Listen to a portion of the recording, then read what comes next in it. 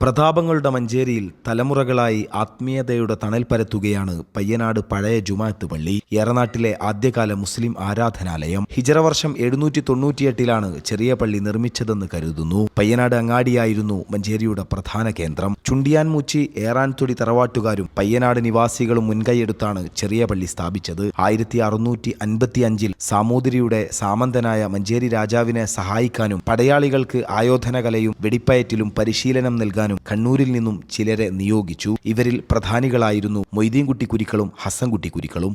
ഇവർ മഞ്ചേരി കോവിലകം തമ്പുരാനെ കണ്ട് പള്ളി നിർമ്മിക്കണമെന്ന് ആവശ്യപ്പെട്ടതനുസരിച്ചാണ് കോവിലകത്ത് നിന്ന് 2 കിലോമീറ്റർ മാറി സ്ഥലം അനുവദിച്ചത്. 40 ആമാടയാണ് അക്കാലം സ്ഥലത്തിനു വില നിശ്ചയിച്ചത്. മുസ്ലിയാരകത്ത് കുടുംബത്തിനായിരുന്നു ഖാലി സ്ഥാനം. ബൈത്താൻ മുസ്ലിയാർ ആവശ്യപ്പെട്ടതനുസരിച്ച് മമ്പുറം തങ്ങൾ നിർദ്ദേശിച്ച കാട്ടുങ്ങൽ ചോലയിൽ നിന്നാണ് പള്ളിക്കാവശ്യമായ വെള്ളമെടുത്തിരുന്നത്. 1850-ൽ ബഹദൂർ കുഞ്ഞഹമ്മദ് കുരിക്കളുടെ നേതൃത്വത്തിൽ കരിങ്കല്ലുകൊണ്ട് ചാൽ നിർമ്മിച്ച് വെള്ളമെത്തിക്കുന്ന സംവിധാനമൊരുക്കി.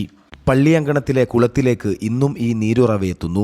പലപ്പോഴായി പുതുക്കിപ്പണിതെങ്കിലും മഷിയുണങ്ങാത്ത ചരിത്രപ്പാടുകളുടെ ചുവരുകളുമായി പയ്യനാട്ട് പള്ളി മഞ്ചേരിയുടെ പ്രതാപമായി നിലകൊള്ളുന്നു. പയ്യനാട്ടിൽ നിന്നും 93 കേരള.